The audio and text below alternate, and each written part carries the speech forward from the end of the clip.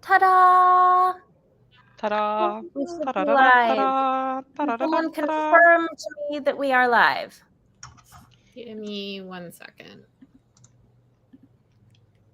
I know I shouldn't have had it. Yeah. Yay. We are indeed. Okay. Indeed we are. So, welcome to our July Stitch and Bitch. This is, you may notice, our second live stream of the month because the Hugo shortlist reaction live stream that we did earlier in the month was not one of the regularly planned scheduled live streams. This is our regular one. We are probably going to go a little shorter than we normally do. I will repeat this when we get later into the stream to the point where it's relevant, but we are going to skip our regular media discussion this month in solidarity with the SAG-AFTRA strike. This is not something that I normally talk about on the YouTube channel, but I am an actor. I am non-union, but I do intend to join SAG-AFTRA in the future.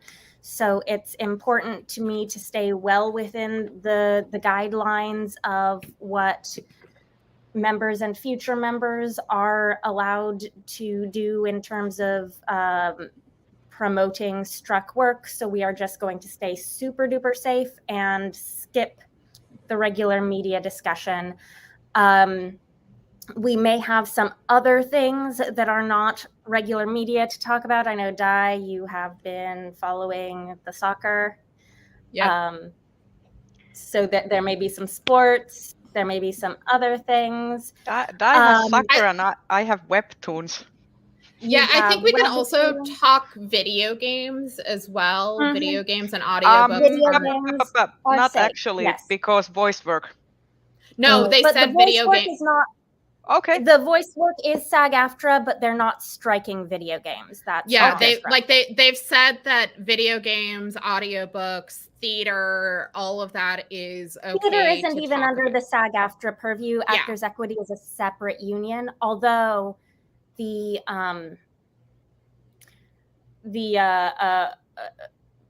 Broadway stage crew union might go on strike, so that would be fun. But yes, video games are safe. Audiobooks are safe. Basically, no movies or TV. No movies or TV. So we will hopefully have some things to discuss, but we are definitely going into this knowing that the majority of what we're talking about on this stream is going to be on the books and crafts side of things. And if we don't go the full 2 hours, then we don't go the full 2 hours. I am going to start off with introductions. Rachel, do you want to introduce yourself? Sure. I'm Rachel. My channel is Colonati. I'm not super active there right now, just doing the Stitch and Bitches every month. But I read a lot of science fiction and fantasy and nonfiction, and I do all of the fiber crafts now. So all of them, every single one. I'm collecting them one by one. Yeah, so I don't know if you read the Circle of Magic books, but like I'm picturing you as like Sandry, like how she does all the thread, like all the fiber crafts. Like you're our Sandry. I never liked Sandry in the books. I mean, I love. Here's the thing: I love all my children in those books, but Briar's my favorite because, like, I love his relationship with Rosethorn. Like it's just two prickly people who like care so deeply about each other. This was always my favorite because she's got like the weather magic thing. I love that. Anyway, but I'm turning into Sandry. Yes. Sorry, I was just checking if there was a cat, but there wasn't. Oh. It was just wishful thinking. I can see one of my cats, but no. Rhea, do you want to introduce yourself next? Yes. I'm Rhea. My channel is The Bookfinch, or will be whenever I decide to return from my nomadic hiatus of doing all of the other things except making videos. So I'm like Rachel right now, doing the Stitch and Bitches and just enjoying hanging out with friends. So normally when I do videos, I talk about manga and comics and also science fiction and fantasy books. And comics and manga with science fiction and fantasy themes. Die? Hi, my name's Diana. My channel is Bookish Die, and I read a lot of science fiction and fantasy, shocker, but also just kind of whatever nonfiction my hyperfixation currently is. A lot of it has to do with crime. Look, I love some white collar. Ease. Actually, I love white collar crime. Like, white collar crime is great, and I will hold. I don't know if anyone here. The way you phrased that, though, like, hold on, the white collar crime sounds that great. Look, Let's not take it out of context. I am not NSA Brad. I am not doing white collar crime. I like reading about it. No, but related to that, I don't know if anyone here read Patrick Radden Keefe's Rogues, but the first chapter, I think, is all about wine forgery, and it completely upholds my belief that scamming, like, that type of crime is a victimless crime. Like, if you're going to scam rich people who are already spending thousands of money. Forgery? Yeah. So the wine you drink, that kind of wine. Like, it's like wine they collect. So they're rich because rich people have too much fucking money, and there are certain rich people who will collect bottles of wine, and like old bottles of wine, like rare vintages, that type of so thing. They take those.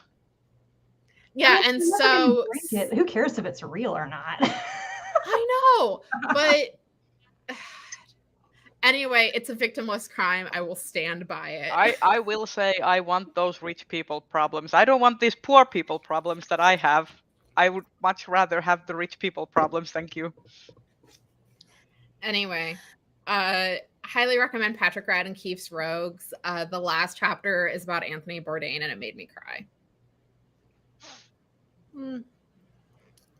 And I am Kelsey. If you are here, you've found my channel. I have a new hat. Oh, also, I'm the Fancy Hat Lady Reads on YouTube and sometimes on TikTok, but I have a new hat. I don't know. It is a fantastic hat. This is you all have seen photos of it, but the general public has not seen this hat before. But photos don't do justice for the movement, because it's very floofy and like ethereal. This hat's internet debut. So this is the hat that I bought for the wedding I was at last weekend.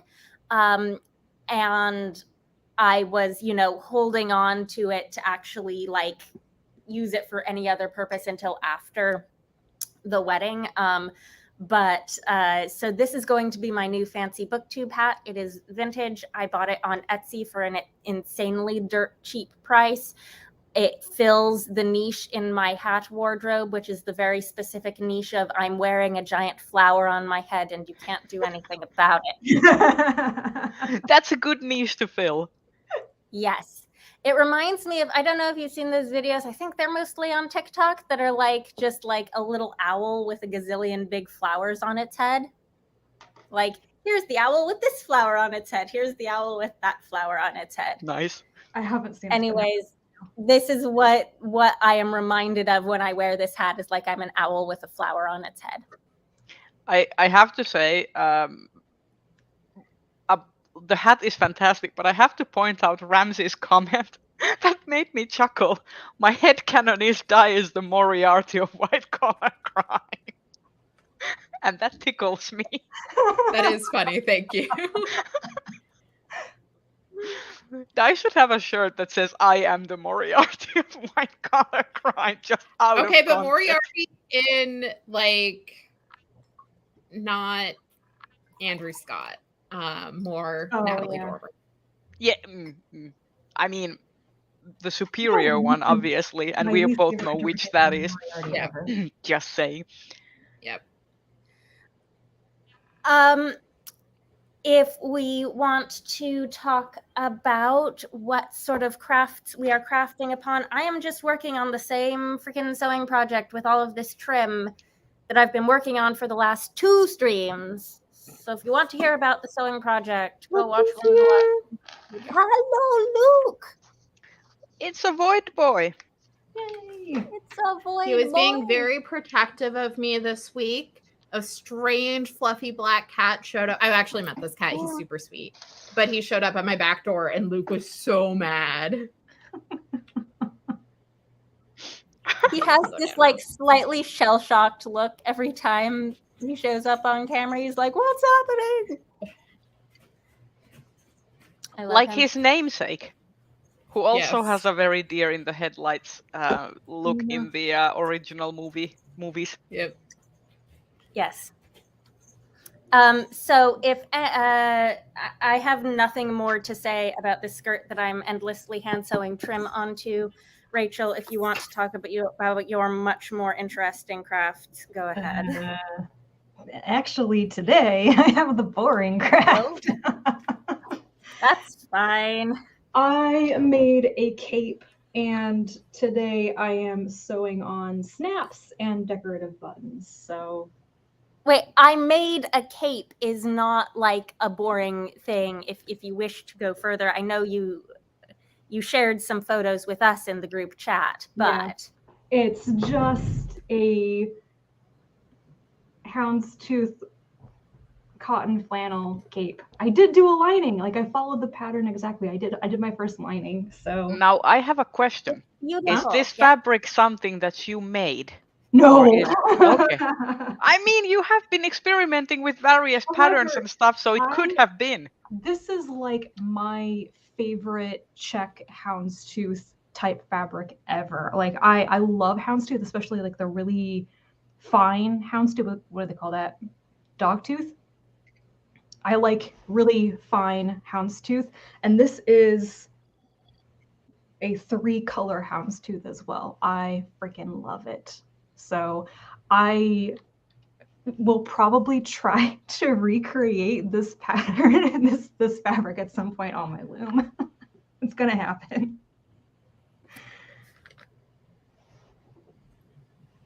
You should. See, I still always mistake houndstooth for like, because in Finland we call houndstooth like rooster footprints. Like it's the same. Yeah. It's the same. That makes more Yeah. sense, actually. It's the same pattern Mhm. in the fabric, but we call it like kukonaskel. So it's like rooster step. I can see why. Yep. I don't remember what order I was going in. Who's talking about their craft next? I can go I next. can I'm go. just- I can just say that I'm doing nothing but just socializing. So Die, you can go Oh, next. good. I'm Yes. still working on the same shawl. This is just kind of like my cat, because it's getting so long. I just kind of do a row at a time, but I think I'm getting to the point where I'm going to start finishing it up. But That's very pretty. I love how this mosaic pattern's turned out. Are you It looks making it really to a cool. certain size or just going until you're done? I'm just going until I'm done. Yeah, because this is how big it is right now, and then there'll still be another set, like another stripe of this bluish purple yarn. Mhm. It looks really fantastic. I Thanks. started my first ever mosaic knitting project last weekend. I'm making that pressed flowers shawl that's really popular. I have to say, I really like it. This is the kind of color work knitting that I could actually do.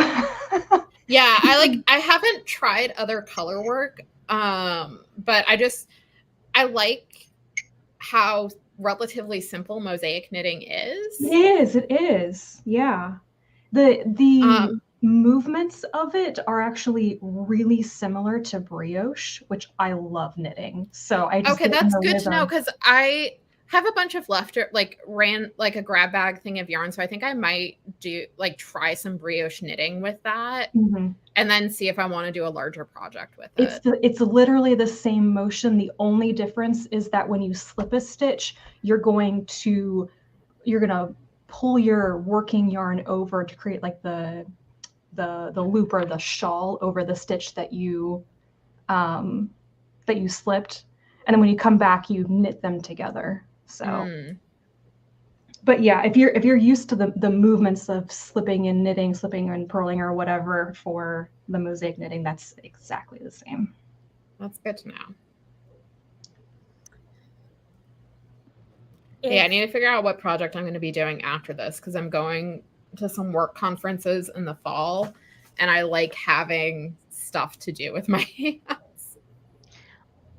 I can show you my next project. Some of you Yes, have already please seen do. it, but I can show you my next project. Just a sec.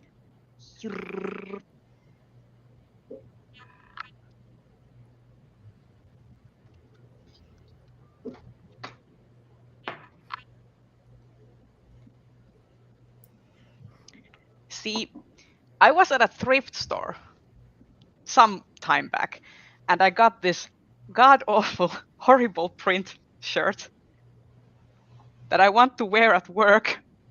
Is Oh my. that a printer? It's printer and like CRT, like old computers. That's But actually really cool. yeah, I want to wear this, but the thing is that this is like, it's a men's shirt, so it's like very like wide shouldered.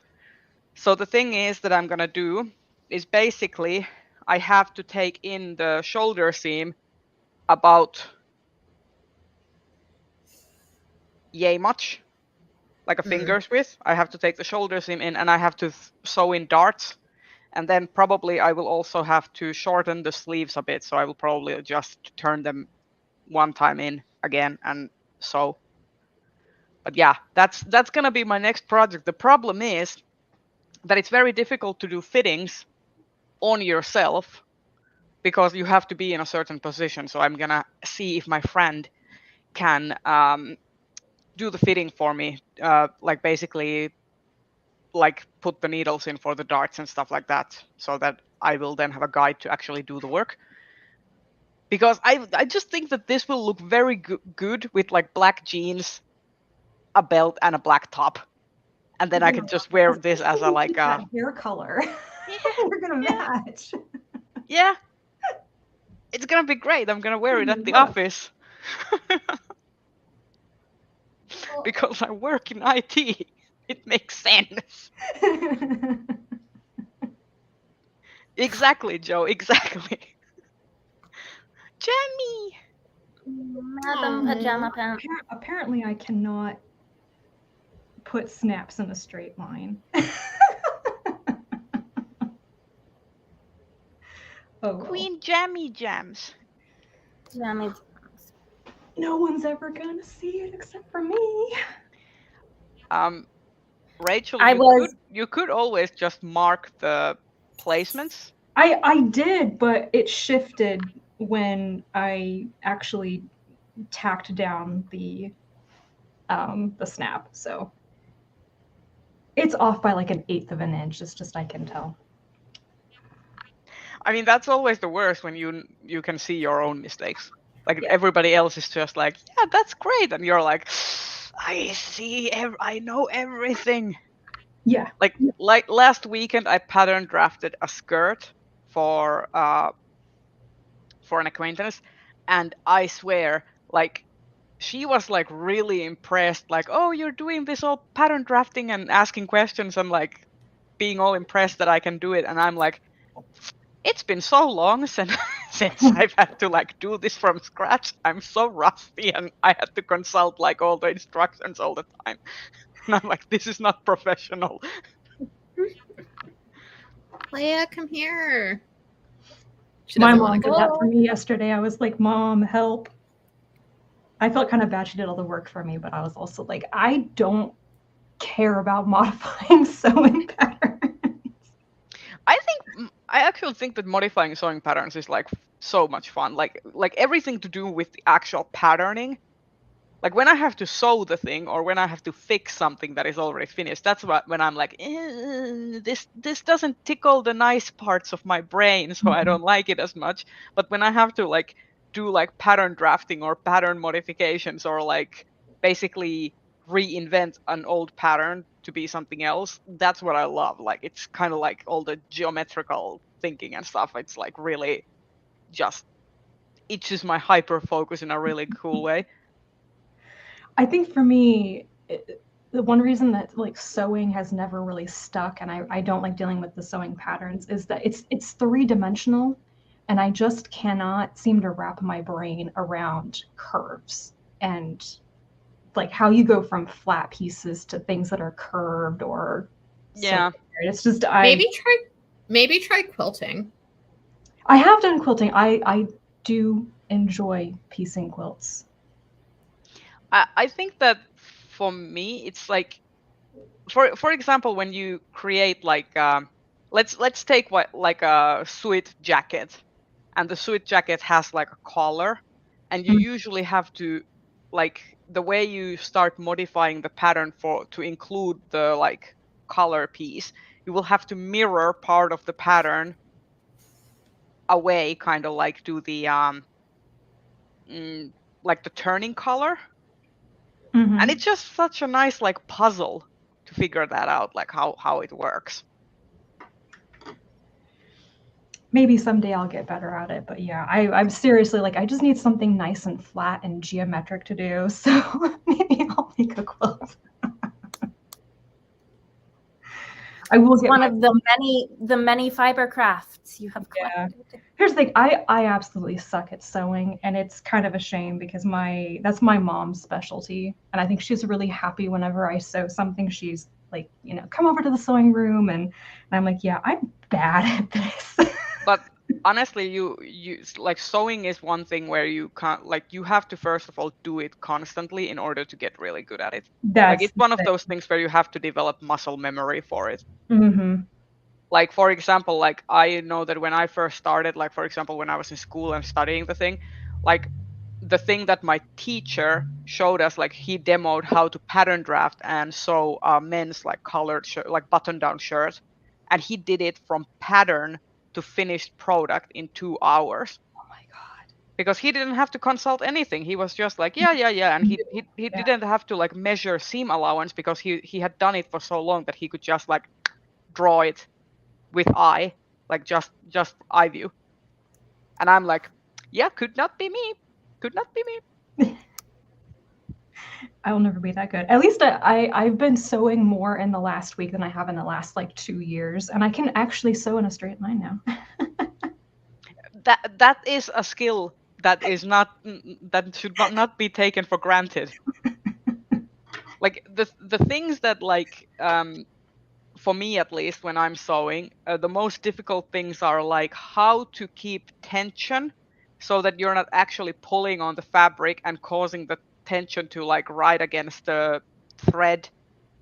Like for example, if you have a certain tightness on the thread and you accidentally pull the fabric so that you pull on the thread and cause it to bunch up, that's just something I do because I've never worried about that. Yeah, but it's like gonna affect the end product, and you usually don't even notice it until you go to iron the damn thing, and that's when you notice that the seam is puckering up because you did the thing and tried to pull it to like make it all straight and like sit nice. Yeah. Elise, same. I can't write in a straight line. Nobody should be afflicted with my handwriting. My handwriting is terrible in print, but significantly better in cursive. I've seen your cursive and it's very pretty. Yes. My handwriting is atrocious because my mom's wanted me to write in cursive, but I was not good at writing in cursive. And so my print is now just this unholy hodgepodge of print and cursive. That's what I default to as well. Yeah, my handwriting also is like like a weird thing between block letters and cursive, and it just switches around. All of My my problem- I always do them as cursive. My problem was that I learned print in a not great classroom situation, and I learned cursive in a much better classroom situation. And so I switched to cursive in like second grade and then didn't try to print again until high school. So I still kind of write print like a little kid who learned badly, but the cursive grew up Don't with sell me. yourself short, because we've all seen your handwriting, damn it. Yeah. Joe, I think you would be the pottery kind of person, I think. I can imagine, like, picture seeing you in a kiln, like working on a kiln. Pottery, it's messy though. I will say, But in it's terms of fun. pottery, I do love the Great Pottery Throwdown. Yes. I still haven't finished that. It was fun. Shall we talk about books? Books. Yes. I think I was going in a format where all of you go first and I go last. So Rachel, do you want to start off with books? Books. Yes. So my main read right now is The Daughter of Dr. Murrow. This is one of the Hugo nominated novels that I haven't read. Is the only one I haven't read? The only one I was going to read. And Probably put that on reserve at the library. you could. I could also bring it to you and give it to you when I'm done. I mean, it never works. Because Or do I have like it? but I'm not sure that it's one of the Sylvia Moreno Garcia novels that I'm going to like keep and reread. So if you want it, I just started it, but I'm only like one chapter in. I'm about halfway, and it's definitely feeling like a slower novel by her. It feels like it's a lot of setup so far, and I'm waiting for something. It is a slower novel. Yeah, I'm waiting for everything to just blow up at some point. Because It does. Okay, because like I feel like the main character, the daughter Carlotta, she's obviously very like isolated and naive and young.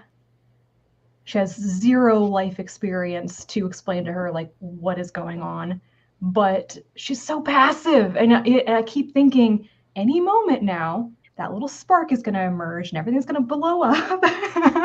And you're not seeing it yet? I'm not seeing it yet, but I'm hoping it happens the way that I think, because then it'll frankly be more interesting if that happens. So give me hope, Die, because you finished it. I liked it. It's not my favorite. I mean, I haven't read most of the Best Novel Hugo nominees yet, but I would rank it below Nettle and Bone for sure. Okay. Nettle and Bone. I'm Nettle and Bone. I'm so curious. I'm sure I will have things to say once I finish Daughter of Dr. Murrow about it, but I've seen some sort of perplexity on the internet over the fact that this is the book that Sylvia Moreno Garcia has gotten her first Hugo nod for, as opposed to some of her others. I can see where that confusion comes from, because Yeah, I'm surprised Guards of Jade and Shadow didn't ever get a Hugo nomination.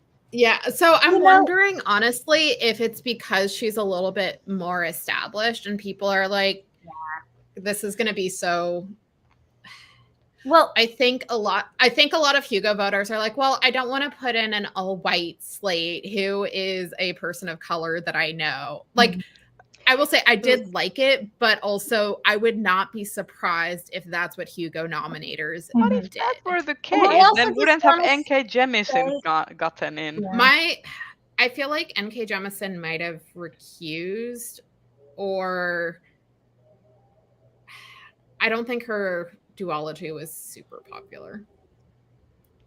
Here's the thing about Sylvia Moreno Garcia's career trajectory, though, is that she didn't really like blow up in popularity until Mexican Gothic.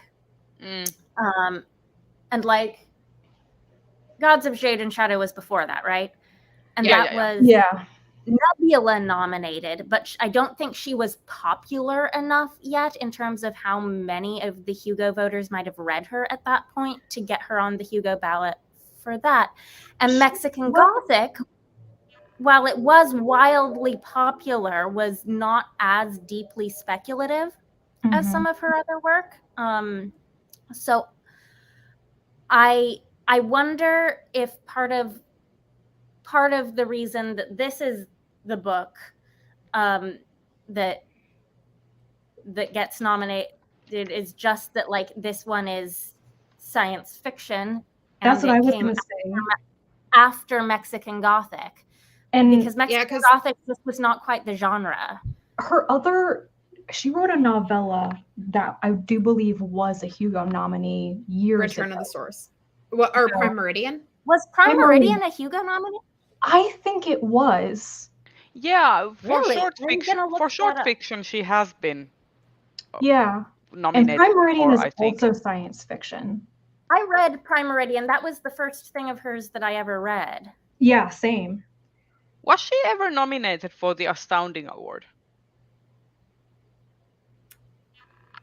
I don't know. But I don't think Prime Meridian was a Hugo nominee. I'm running to double check this. I read it for a reason. I remember. Maybe it was Nebula. It was like a Indiegogo campaign thing to get it published. It wasn't widely available, and I remember Claire had to get me a copy of it to read. I read it because I think I had a NetGalley arc. So I did like an actual review of it. I don't think it was. I don't think it was nominated. It was a Locus recommended. It was in Year's Best Science Fiction, Best of World SFF. But yeah, I don't think it was, and I don't think it was nominated. Maybe it was just that a lot of people were talking about it being potentially nominated. Yeah. But yeah, my thought when I saw Daughter Murrow on the Hugo shortlist was just, oh, this is her first science fiction novel. And I don't. Well, it's also her first speculative novel since she kind of broke out with Mexican Gothic, because she had Velvet Was the Night. Gothic was on the Hugo long list, right? It was. But her novel after Mexican Gothic was Velvet Was the Night, and that's more of a noir thriller. That was not speculative at all, was it? There was another one too, but it was also kind of mystery, noir. Nitrate. Silver Nitrate was. Yeah. No, Silver Nitrate's horror. No, that was last year. No, Silver Nitrate's this year. This year? Yeah, it just came out. Yeah, I just got the notification that it's coming out or came out recently. It just came out last week. Time is a out last week, I think. Yeah. But yeah, so does anyone know if Silver Nitrate is speculative at all, or yes, if it's another? It is a horror novel. I just said that. Okay, good. Sorry, I missed that. I'm not sure if I'm going to read that. I might not read it either. I'm a little sad because Illumicrate started doing a horror subscription box, and Silver Nitrate was the first one, and I kind of wanted it, but also I don't think I'd keep a horror subscription box because horror is not my thing. So I'm mostly hoping that on the secondary market, the markup isn't too bad. I mean, anyway, I was talking about what I was reading, wasn't I? Yes. You were.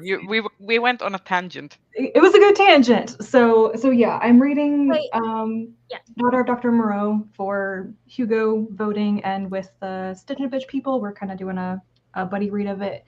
And I did start Translation State by Anne Leckie. Has it come out? How are you? Yeah. Yeah. It's come out for a couple weeks, at least. What is time? I need to go to a bookstore. Please tell us all about it, and is it good? I'm not that far into it, but it's giving me Provenance vibes so far. Like, it doesn't remind me that strongly of the Imperial Ratch trilogy, like Ancillary Justice. It really feels more like that sci-fi mystery, let's go on an adventure thing, like Provenance was. And I believe it's a one-shot. It's like a standalone. Is it in the same world though as Imperial Yes, Ratch? it is. Yes. It's in the same universe, but it's not within the Ratch Empire. But that they are mentioned in it. Okay. I think So you could potentially read it before you finish the I Imperial think you Ratch. could read it completely on its own. I don't think you need Okay. to read any of the other novels. Cool. I think the references to some stuff that sort of happened before, you wouldn't know those things, but they're just so quick, you know. Good, because I plan to read the rest of the Imperial Ratch trilogy, but I've still only read the Ancillary Justice. I need to reread that trilogy at some point. I finally read the second book, so I am making progress. Cool. I still need to. I'm like Rhea. I've only read the first book. The first book was excellent. I just have. I want to say that the Presger, that alien species that is a big to-do in the first trilogy, I think that they are like a Presger individual is a major character in this. Oh. Ooh. From basically childhood. It's a very different species. But I've gotten to like 2 chapters from that perspective, and I'm like, hang on, I think that's a Presger baby. I like that hardcover though. It looks very. I think that there are new cover designs for all of her books now that match this. I hate them. I think they're ugly.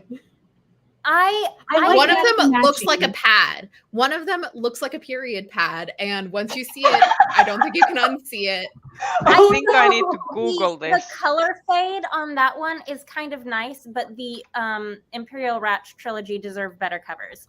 Like, they deserve better covers than... Oh, the cover for Ancillary Mercy? No! Oh no! Oh no! Now that I told you can't unsee it once you've seen it. Sorry, that is a feminine hygiene product with wings. Yeah, that is That's either a problem. feminine hygiene product or that is a very long-faced man with very pointy ears. I don't understand why publishers are taking iconic covers and doing shitty redesigns, because like whatever you think about the Shades of Magic trilogy, like the original covers, iconic, distinctive, you knew what they were. The new covers, those got new covers like as AI well? art. The new covers for the They Shades look of Magic really book bad. look like shitty AI art. It's Have bad. you seen the new covers for the Lee Bardugo books? Because those were bad. The Six of Crows duology and like those aren't here's the thing, those aren't like widely distributed. It's just that Indigo, which is like the big bookstore chain in Canada, kind of how Barnes and Noble will do like special editions. They have like Indigo exclusive editions, and so like that it's not a widely dispersed thing. Like they're like Lee Bardugo's except on the internet. But yeah, no, like. But the new Anne Lucky covers and the new V.E. Schwab covers, they're just so ugly. And I don't understand what Tor was thinking with the V.E. Schwab covers, because I've seen them in person at my local indie, and they are ugly as shit. They are so ugly. The colors, with both of these, it's that there's a new book out in the same universe, and they've gone back. There is, but the new cover is ugly. Like, I'm not joking. Like, it is just.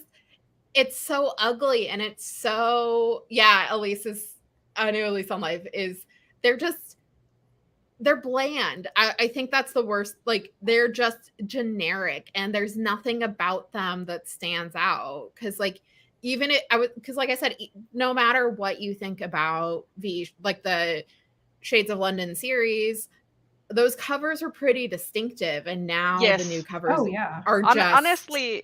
I have no intention of reading those books. Like, I tried reading the first one. I was just like, yeah.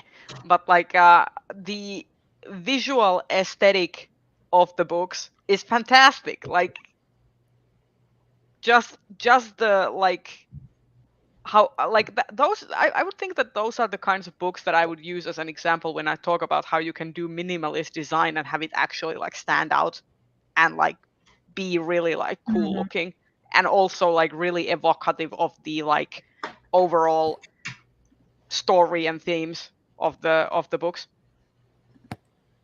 Yeah. Rachel, do you have other books you're reading? The other thing I'm reading, I will not go talk too long about this, but I'm reading Prehistoric Textiles by Elizabeth Whalen Barber, which is like still one of the touchstones of the field. It's very readable and very fascinating. If you ever wanted to know true details about how the Egyptians spun linen and how it was very different from how we do it now, this will probably be my plain reading. I figure that once I'm stuck in an airport for like half a day or on a plane for half a day, I will get through this chunky beast. Yes.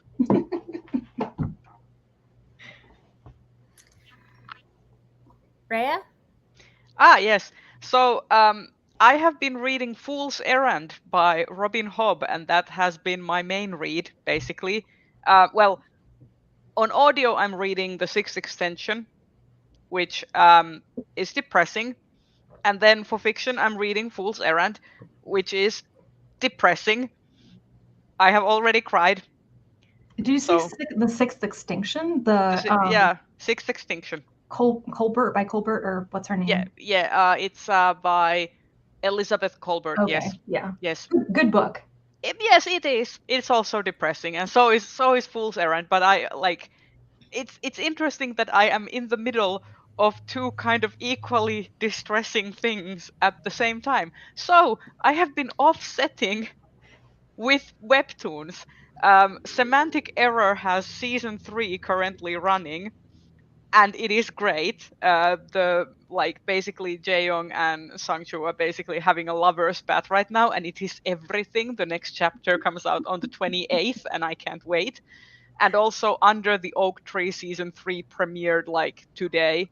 So now they don't have like they used to have like basically every 4 chapters they would go on like a hiatus for like a couple of weeks and then come back. But now they have like they're done with the stacked release, and now they're gonna release it like every Sunday, and I'm like, yes, let's go, it's gonna be great. And then I'm also still reading the Remarried Empress also came for the all the third seasons are now going, and it's great because like all of these story arcs are like getting into the meaty bits. And also Shape of Sympathy just went on its like final arc. So now I feel there's the like we final might be story having arc. a problem that might have been my internet. I don't. Is everyone back, or are we all frozen? We're all here. We're all here. You're pretty I think we're all pixelated, here. Kelsey. Yeah. Yes, Elise. Yes, Semantic Error is best. Is best. It's great. Are we back? Yeah, we're back. I don't think we went Okay. anywhere. From my perspective, Oh, we lost. Oh, Kelsey. I wonder if she's having the same issue I did last time I hosted. Yeah, sounds like it, because like Ron says that everything seemed to be okay. Like StreamYard sometimes does this where the stream will go on even if someone else loses connection. Mm-hmm. Yeah.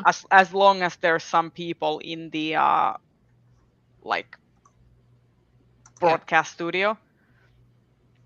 But basically those are all the webtoons that I have been reading. Also another one is Fly Me to the Moon, which is the weird vampire corporate romance that I have been reading. So basically there's this idea that there's these clansmen who are vampires, but they can walk in daylight, but they're vampires. Kind of like vampires with werewolf powers without the changing into it's complicated. Anyway, they're vampires, and they all run these corporate things. Like they're these like Korean like corporate groups, like conglomerates and stuff. And then it kind of like the whole story is around this like poor young woman who kind of gets transmuted into one of these vampires and then finds herself being the like kind of sticking point between these two brothers who both have the hots for her. And it's great. But also it's like Vampire Diaries, but with Korean corporate capitalist setting. Because of course it is. Korean Vampire Diaries. Oh my god. Yes, it's great. And like in the latest chapter, the main character was like to the other brother. She's like, "Yeah, I hate you. I don't want to date you, and I will kill you if I ever see you." And he's like, "I don't know why does she say those things to me? I have been nothing but polite and perfect for you." And I'm like, "Sir, you beat her and left her to die, and your brother has to take care of the things. Now you're just like, I have been nothing but awesome to you. Why don't you like me?" But it's great.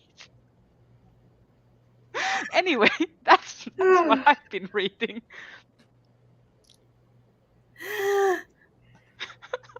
Oh my god. I missed some of that discussion because of my internet issue. I'm glad that things continue to pace for the rest of you. Yes. And that was quite something to come back to. I do hope that they will sometimes make a drama out of that, because sometimes Korean webtoons get made into K-dramas, and I would watch that K-drama. I don't know if I would. I would pay good money to listen to you recap it to me, though.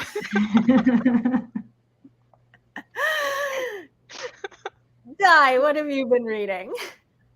This month has been like a real grab bag because I decided to do kind of a read or DNF challenge, and I bit off more than I can chew and was like, I'll do 12 books. And something I thought would take a couple of weeks has extended through most of July. But the good news is I am going to be like, even of the books that I did end up finishing, I'm going to be unhauling a bunch of them. So I'm clearing off some much needed space on my shelf, which is good. But like some of the books I'm disappointed that they didn't work for me. Cause like one of them was Scavenge the Stars by Tara Sim, which was being sold as like a gender bent Count of Monte Cristo retelling. The problem is that it doesn't do a good job with establishing the stakes and making it compelling. And yeah, because like it just didn't work. I got about halfway in and it was just like, I really don't feel compelled to finish, which is disappointing. And then one that I did finish and where the ending let me down was Whole Metal Girls by Emily Skrutsky, I think it is. She wrote the ProPub Finpo fanfic series, the Bonds of Brass, whatever. I can't remember the other ones. But this one, like, it started off good. It's like set in the future, and there's these two girls who, for various reasons, become like these augmented cyborg super soldiers, and it had some commentary about like class and who ends up like selling themselves to the military, that type of thing. But the ending, it felt like she was trying to do what Suzanne Collins did with Mockingjay, but badly. Oops. And the ending tanked it for me, which is disappointing. But some other stuff I'm reading. I started rereading An Unkindness of Magicians by Kat Howard. I need to get back to that because my phone is due in like a week. Because the sequel came out and it's been like 7 years since I read the first book. So I need to reread that. But I forgot how great the opening scene is for that book. And then for nonfiction, because I like my depressing ass shit, I started reading Heatwave, A Social Autopsy of the Disaster in Chicago. So it's about the 1995 heat wave in Chicago. That And seems extremely relevant to contemporary. yeah, and I mean Yeah. this has been on my Goodreads TBR for years at this point, and I finally thought to check my work library to see if I had access to it through one of our partner libraries, and we do. So I checked it out. It's something that I'm reading very slowly because it is like it's an academic nonfiction book. It's not like popular nonfiction, so it's very dense. But I think the author at some point is going to be doing one of my favorite things, which is talking about the construction of memory and forgetting after traumatic events. But yeah, so this edition, so the first edition came out in 2002 and this edition came out in 2015. And then the last book that I have on this project is Anger is a Gift by Marco Shiro, and it's another somewhat depressing book. So I have a week to finish it. There's a theme. I know, but this was on my Read or Unhaul TBR last year and I didn't read it. And so this is like, I have to read it because I've been holding on to this book. But good luck. I hear some mixed things about it. Like some say it's excellent and others have like problems with it. So I will be interested to know like what's your take. Yeah, so we'll see. And it's gonna be weird because I heard them talk, because this book was originally conceived as being more like science fiction-y.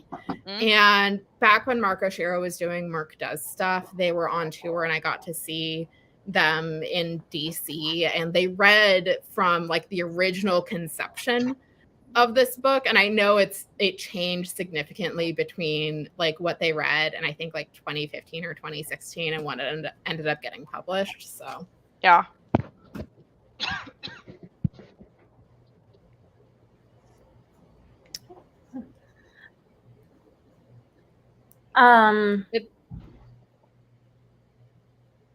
The other thing I read, I forgot to say, one recent release I did read was The Archive Undying by Emma Mieko Candon. And like, I know so I know this book has been getting mixed reviews, but it worked for, like, it was a 3.5 read. So like not perfect, but more things worked for me than it didn't. It's a very vibes-based book. It does not hold your hand in terms of like explaining anything at first. It just kind of throws you in and expects you to kind of figure it out. And so I think it's one that if I reread it, I'll get more out of it. But I really liked the vibes, and it's a lot about bodies and like how bodies change and like how we adapt to them. There's like a disability element to that. It's also about faith and betrayal, and like I said, it's very vibes based, and I completely understand why it does not work for some people, but I liked it. I've been wanting to read that, so I'm very I'll also say there is a body horror component to it. So now I want to read it more. If you do read it, I'll be very interested into your take, because it's like Candon is definitely pulling from Mecca. Yes, that's what got me interested in the first place. But it's like, is it gonna be like Vision of Escaflowne type mecha, or is it gonna be Neon Genesis Evangelion type mecha, or is it gonna be Gundam type mecha, which is like completely different, or is it gonna be like one of those basically like biomega is like by Tsutomu Nihei, which is basically like that the mechas are like living tissue. So these aren't living tissue, but the mechas in this world are basically the corpses, like I guess the closest thing I can say is like the corpses of dead AI gods. Interesting. So more like Neon Genesis Evangelion then. Because Neon Genesis so Neon Genesis Evangelion, basically the like the EVAs, the mechas are basically like dead angels. I would say that's that's closest to what Archive Undying is. So yeah, if you do read it, Rhea, I'd be super interested in your take. I will see if my library has it, because it's one of those books that I have been wanting to read. Like, but yeah, it's one like one of the anticipated. Yeah, I will say it's like Catherine House for me, where I can understand why it doesn't work for people. And I think like both of them are very vibes-based books that kind of have like this unsettling component to them, but it really worked for me. Ramsey says Attack on Titan is a mecha show, and I will say, Ramsey, you are not wrong. However, Attack on Titan misses other key elements about what makes mecha as a genre, but like you're not wrong. Hold on, Technically it could be a mecha anime or mecha part of the mecha genre.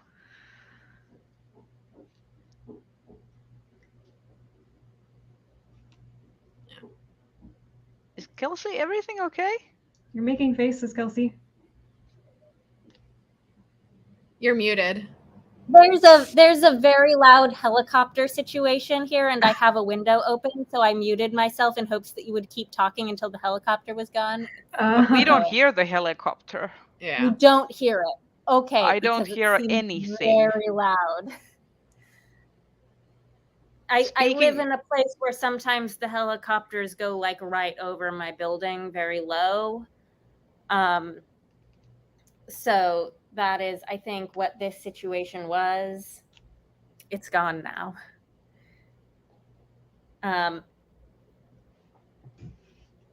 I think, Di, if you have talked about what you've been reading, then Kelsey I'm all needs done. to talk about what you're reading.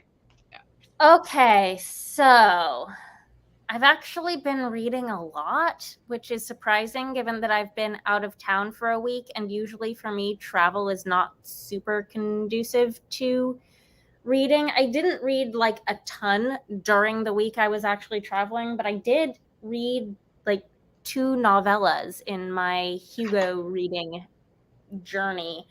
I read Even Though I Knew the End, which is the first of the Hugo nominated novellas that I've read. I will say it was not my favorite CL Polk just because of the supernatural noir genre situation that isn't usually my cup of tea. But I think it's a worthy nominee. I see why it's there. I won't be mad if it wins. I just would have rather had CL Polk win a Hugo for the Kingston cycle, because I think those are... Or Midnight Bargain. Yeah, although Midnight Bargain wasn't even nominated. Kingston cycle was nominated. Midnight Bargain wasn't nominated, and I'm still salty about that. Midnight Bargain was great. And then what I was reading on the plane ride home was one of the Wayward Children books, not the one that's nominated, but because I have to catch up to read the one that's nominated. Come Tumbling Down was where I was in the series, so I read that one. Not one of my favorites in the series. I think I'm at a point in the series where the ones I'm going to like are going to be the sort of more standalone prequel entries as opposed to the main chronology, because I was invested in this central cast of characters when I read the early books, but that was so long ago at this point.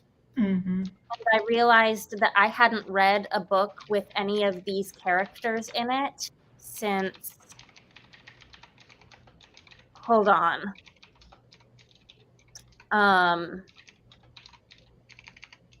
When did I read? Because it wouldn't have been the previous book, because that was in An Absent Dream, which is more of a standalone. When did I read? I read Beneath the Sugar Sky in early 2019. And that's just a really long time for me to have been away from this cast of characters, and to expect myself to still care is an awful lot. So yeah, I think I'm at a point where I no longer like... I think there are things that this book could have done to like reinvest me in some of this cast of characters, but it's like it's an omniscient third person point of view, so you don't get like a close character experience with any of the group of characters in this particular novella. You're sort of expected to be invested in them as a group, and I found I wasn't anymore. But I still have hopes that I will really like the next one, which is Across the Green Grass Fields. Across the Green Grass Fields was the one with the horses, right? Yeah, well, centaurs. Yeah, the horse girl book, basically. Yes. I did read that one. It was tolerably okay. I was very I think unimpressed. there's something I will say about the series as a whole is that it's super readable for me. Like, part of my issue with travel, I could not read an academic scholarly book on ancient textiles while traveling, because like I can't focus on things when I'm physically uncomfortable. And Yeah. so when I'm like in a cramped airplane seat or in an airport or something, I need something that has like easier writing, fast-paced plot, like nothing that's also nothing that I'm going to be emotionally super invested in, because I don't want to have an intense emotional experience in public. So at least not unintentionally, you know. So are you saying that Wayward Children books are good travel reading? They're good travel reading for me, yeah. And I think that's good for me to know, because I always have trouble, like when I'm packing for a trip, selecting a book in advance that's going to work for me as travel reading. Like T. Kingfisher Middle Grade works as travel reading for me. I know this. It's good to sort of realize I can add Wayward Children to that list of things that work for me as travel reading. Kaiju Preservation Society worked for me as travel reading, even though I didn't end up loving the book overall. Like I read it while I was traveling and I got through it. Yeah, so travel reading is a very specific niche for me that I find it hard to figure out, and Come Tumbling Down worked for me as travel reading. But it's not one of my favorite entries in the series. A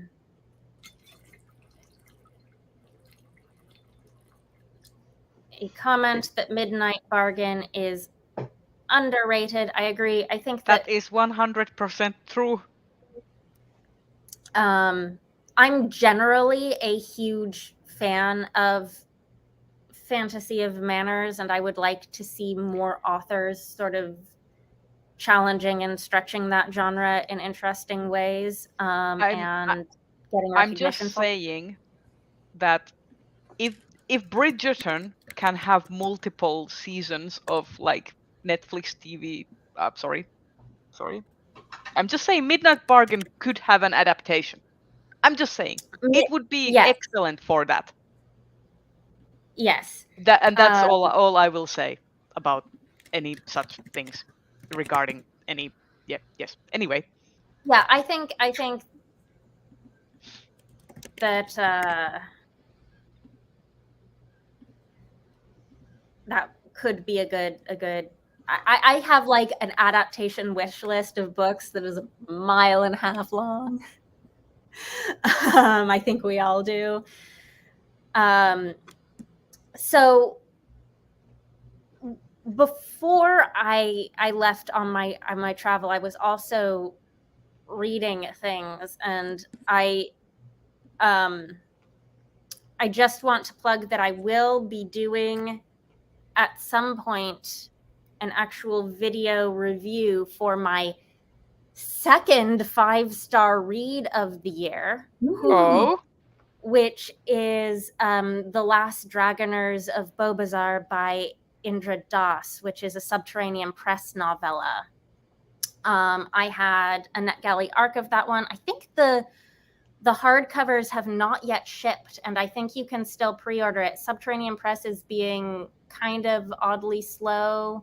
I mean, I think it's its production issues, Yeah. right? With actually, when they're going to ship their hardcovers. But I think the ebook of this one is available. And this is going to be my... Oh, now there are people screaming outside. This is going to be my novella of the year, where I will be mad next year if it's not on the Hugo shortlist. Oh? Because it is this beautiful, beautiful coming of age story, but also like sort of it's about a boy growing up in India who doesn't really who knows but also keeps forgetting that his family is from another world where they raised dragons.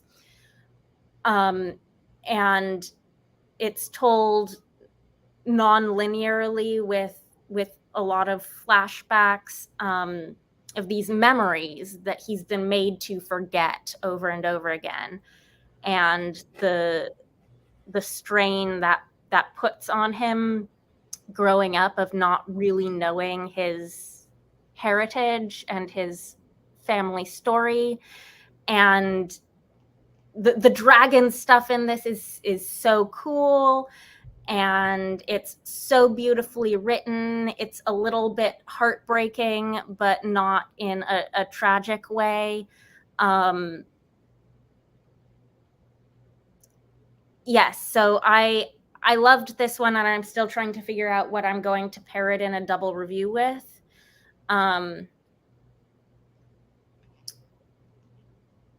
This wasn't on my radar, but now I'm very curious.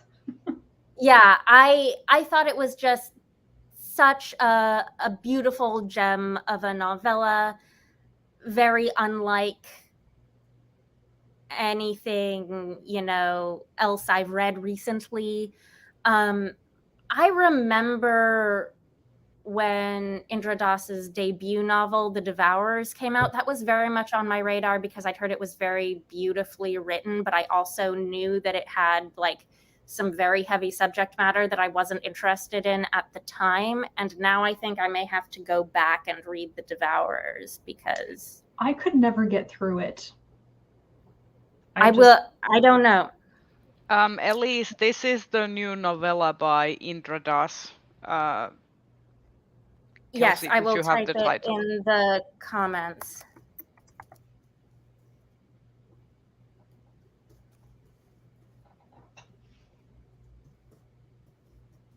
I have been wanting to read The Devourers because the cover looks really interesting. And I see it on my library all the time, but I somehow it always just like, I will get to it. At some point I will read it. And then I never will, or never have, I should say.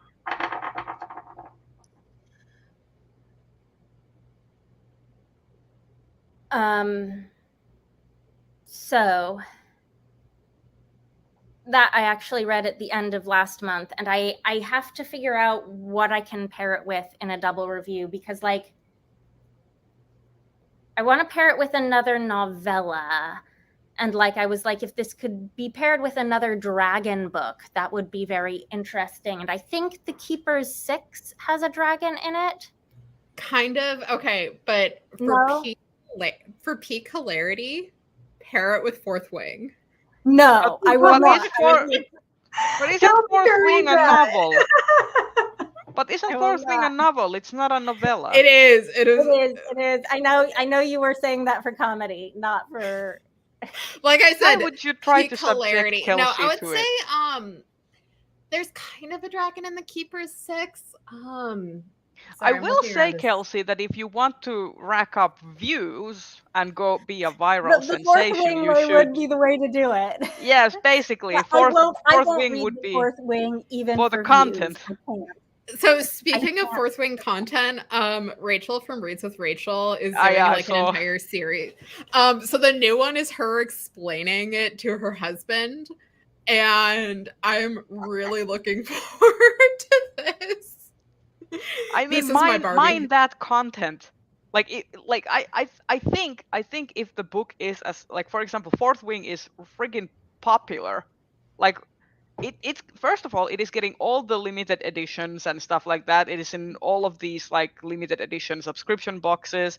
It's like a TikTok and Instagram reel sensation, like book talk sensation basically. And apparently it sucks. I haven't read it, so I don't know. But based on what Dai told us last time, I am fairly confident that I don't want to be in a meter's radius about that with that book. So for content mining,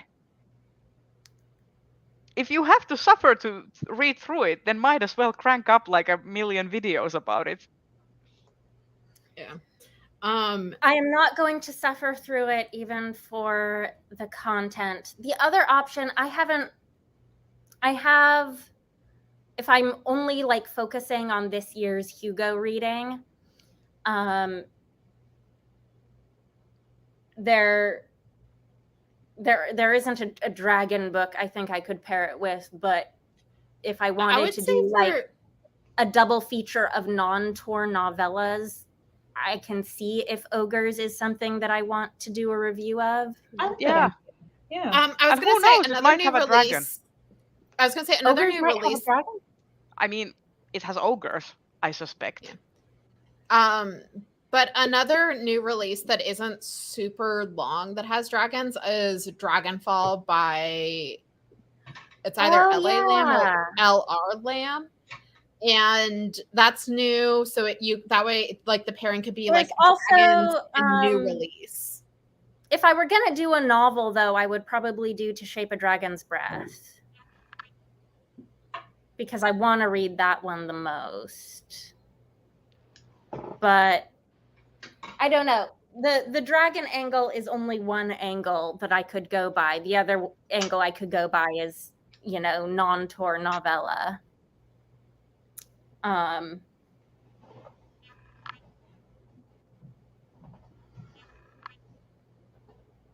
So and yep. Yeah. I was just like I noticed something as I was just like browsing things, and I think I want to know people's opinions about it, but only after Kelsey has have you talked about all of your reading? Do you still have? I think so. I mentioned that I read Ancillary Sword is the second book. My problem I think so. My problem with the Imperial Rat trilogy is I can't remember which book has which title. I think it's Ancillary. I know, having read it, why this one is called Ancillary Sword, but it's. I think it's Ancillary Justice, Ancillary Sword, and Ancillary Mercy. Right. Yes. Right. I know why the second book is Sword, but the covers are so similar and the titles are so similar. I have trouble keeping them straight. And the new Wayward Children. What is this? That's been on my list. I didn't realize it was out. Oh yes, I really want to. I've heard good things about that one. That's another one of that came out this year. I like not the sure it's a Kelsey cover. Book.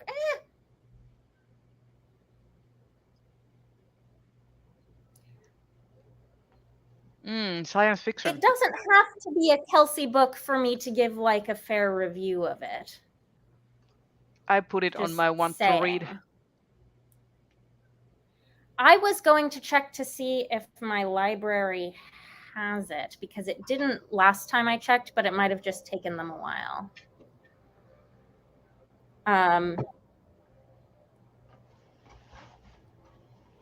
But yeah, I was also talking to Dai because we saw each other in person while I was traveling throughout the West Coast. We did. I was telling you that after the Hugo reading situation is done for the year, I need to like get off the new release treadmill and read backlist and vintage books for a while. So like it's It's interesting though that doing the Hugo reading is actually making me read older books in series to catch up to current books, as in the Wayward Children books. But yeah, this double review that I will hopefully be doing, where I have to pick another new release to pair with this one, might be my last for a little while. After the Dragons. Oh, I still haven't read that one, and I It was need a to. Le Guin prize. No, I read it. It was actually really nice. Like, I thought that it was good. It leaves a little That would open-ended be- and kind of bittersweet, but that was good. Very modern take on dragons as well. I just haven't been able to get it from the library. I've had it Yeah. on request for ages, and it's like they just won't buy it. If you want some more Okay, travel so I- reading, I can request it from my library and you can read it in the evenings. I'm going to be plowing through every volume of Bride's story that you have. Oh yeah, there is that. Oh my god, Rhea, I forgot to mention, I read the first volume of Delicious in Dungeon. Yes? I liked it. I have volume know, 2 right? on hold from the library now. It's the first manga I've read in a really long time. It's great. It only gets better. really liked it. Honestly, the first like 3 volumes, I think, are mostly like kind of set up, and after that it just gets batshit insanely like detailed with the world building and stuff like that. It's like it also gets like really dark. Like it doesn't ever forget the humorous roots and like the humor about it, but like it starts to like set up some really dark stuff later on as well. Like the But yeah, world building is exquisite. I really liked it. I think my library has everything that's been put out, like released in the US. So I'm just gonna keep borrowing them. And yeah. Great. Yay. And This makes me very happy. Ooh, it's hold on. shut. What? Sorry, I'm just celebrating. You got all the buttons sewn, or No, all the snaps clasps? are on. Now it's time for the non-functional buttons. But yes, it snaps and it's not falling apart. Awesome.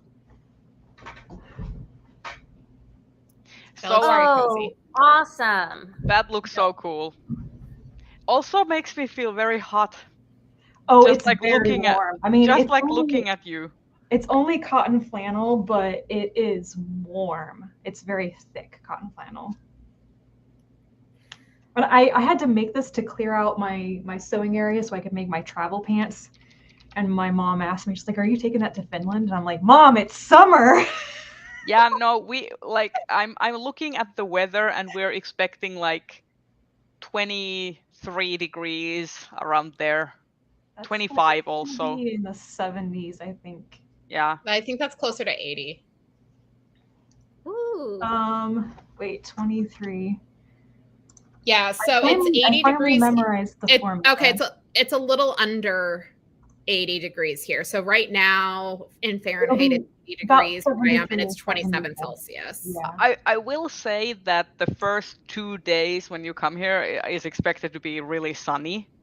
So we shall see. And then apparently it's gonna be mild like rain showers.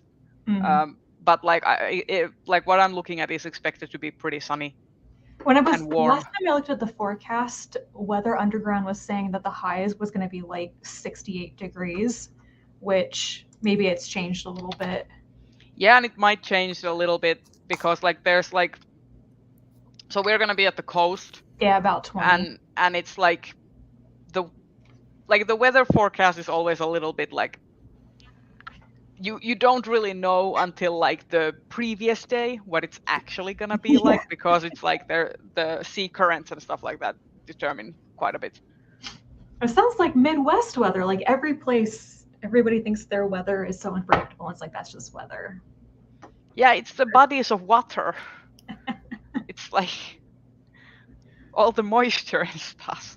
I don't live anywhere near bodies of water, but You live Well, near now you Cornwall, won't be right? able to see anything else because like literally like all of the places we're visiting coast. It's gonna be so strange. I've never been in a place where that's like the whole thing is really on the coast. Like, well, San Jose is on the coast, right? No, San No. Jose is in the valley. Like, it's near-ish, but it's like, I wouldn't say it's coast. Like, San Francisco and Oakland are closer to the bay.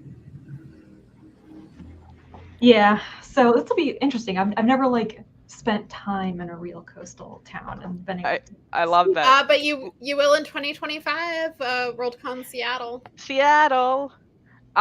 I love this comment. Looking for Die's second YouTube channel, manga is No, Die. I can barely keep up with what I am not doing a second channel. I mean, you could do like an April Fool's thing, like just manga is Die and review manga that you've read. Fantastic. Oh my god, guys, for Seattle Worldcon, we need to do a whale watching trip. I'm not opposed. I'm really excited about all the like So Worldcon stuff because Glasgow and then like Seattle. I was just in Seattle for a few days, and my aunt, with my dad's help, has been like fixing up an old sailboat and making it like seaworthy.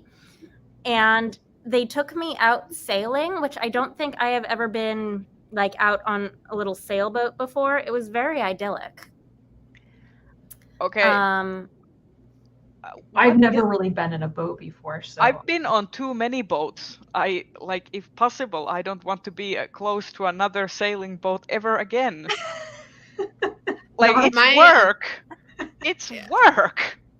It depends, because like my uncle has a small sailboat, but it's normally him and my cousin who like do all the sail stuff. Right. The it's thing pretty that made small. it idyllic for me is that I was doing nothing. My aunt and dad were doing the sailing. Yeah, that's I was just sitting never there been my looking at- experience. Like, it's not the Looking at Savo the- Karelian way. Seaweed floating by. See, the Savo Karelian way is like children should do all the work because like you need to earn your keep, and if you dare complain, there'll be hell to pay. we But won't make my you get dad asked me afterwards, like, if that was something that like I would have any interest in. I'm like it was nice to see those views from that perspective in Puget Sound like once. I don't know that that would be something I would need to do on like a repeat basis. Like, Yeah, I mean, also once you've been on a boat, you've kind of seen the things that you can experience on a boat. It's a on boat. a boat, right? Oh no, you It's a gotta go boat, whale but watching. Then you Yeah, see no, like I mean, guys, but I that's don't a think you difference. understand. Whale watching. Yeah, but like, whale watching is different. You don't have Like, to do yes, any work. it's You're not just there out on to a boat, enjoy. like on a professional whale watching expedition. Yeah, you're just gonna There be were on no the boat whales enjoying on the our- boat. There.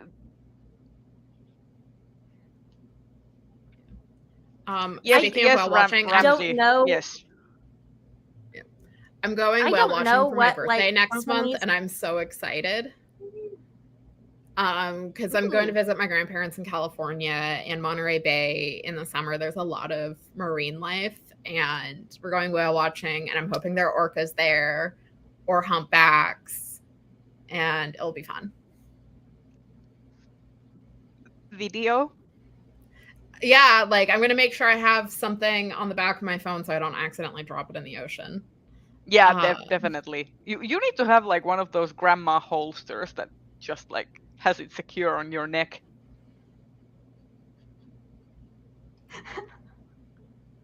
What? I was just imagining it. It's like a grandma holster. I know. I have this one thing that I noticed. I don't know if anyone else has seen it yet, like from you. Did you know that Twitter is rebranding to just Yes, be I don't called want to talk X? about it. It's dumb. Wait, what? Yeah, what? it is dumb. I've been out of town. I have not been online. What is happening? I What is- literally Elon saw Musk it is 2 minutes ago. Elon Musk is finally getting his wish of having a website named X.com. He's rebranding Twitter to be X. Yeah, I think that once the rebrand happens, I have no problem of just like logging off and, you know, shutting down my Twitter accounts and just like, you know, I've been in Instagram lately anyway. I'm not gonna go to Threads though. But like just saying. Changing the entire name or just the logo? Everything. He's changing, yeah. Like if you go to I think if you go to x.com right now, like it will redirect to Twitter. Yeah, I need to find someone with a blue sky invite. Yeah, I'm just like, okay, my social media presence will diminish even further. I will be on Instagram then. So yeah, I'm not really sure that I want to jump to another platform. I'm just like, well, if you take Twitter away, I'll just be on Instagram, and it's, if I want to talk to people, I'll just use Discord and Voxer. Like, Ron, if I come to Blue Sky, it will happen when it's not a messy work in progress, but like a work in progress. Like, let's take the messy out of it first.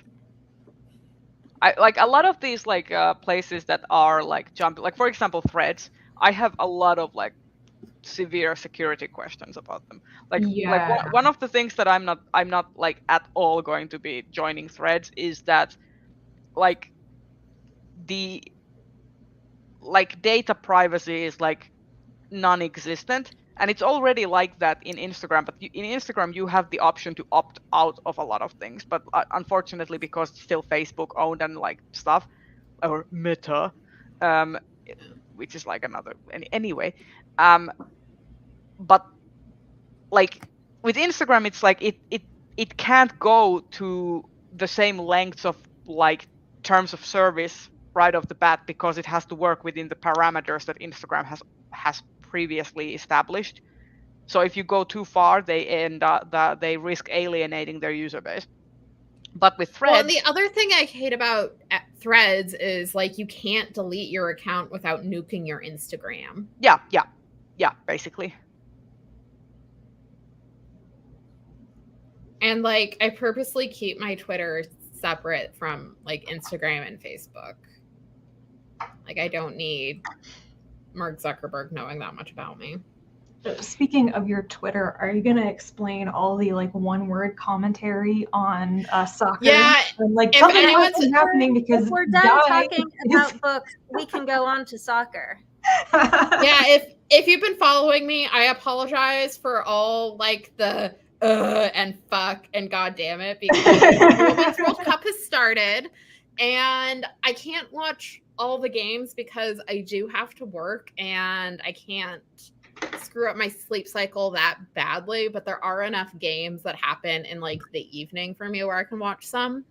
And my team is Canada, and I'm stressed about them because we're in the group of death and they haven't been scoring. Group of death. And yeah, so group of death is basically like the tough group where anything could happen. No one is safe, because like in most groups there's kind of like each group has 4 teams, and there's normally like, okay, so the expectation is these 2 teams will get out of group. So like in the United States' group, it's US, Netherlands, Vietnam, and Portugal. And the expectation is US and Netherlands are going to get out pretty easily. In Canada's group, we have Canada. We have the host Australia, who are ranked number 10 in the world. They have Sam Kerr, who's a very good player, although she's injured right now. So I don't know what's going on there. There's Nigeria, which is always a pain in the ass to play because they're also good. And like if they got adequate support from their federation, like they could be phenomenal. And Canada had a scoreless tie against them, and Canada did not play well. And we're very lucky that Nigeria didn't score. And then Ireland, which is it's a debut.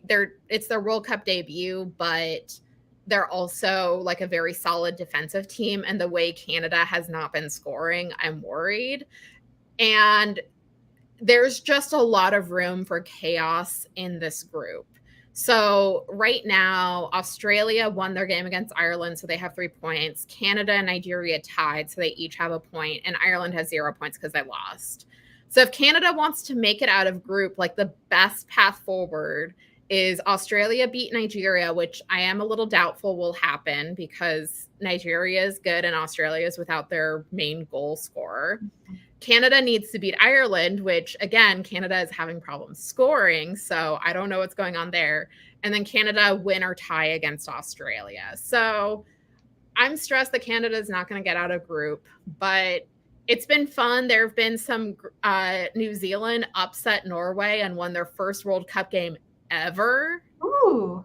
At home, because it's being co-hosted by Australia and New Zealand. So it was just like amazing that New Zealand not only upset Norway, but also did it at home. And they won their first World Cup game ever. They have never won a game at the World Cup, and they've been going pretty consistently. Oh, I need to see if Finland is even playing.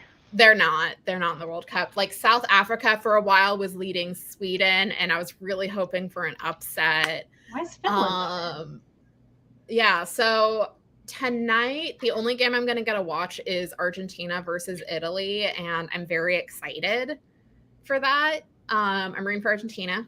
Go Albi Celeste.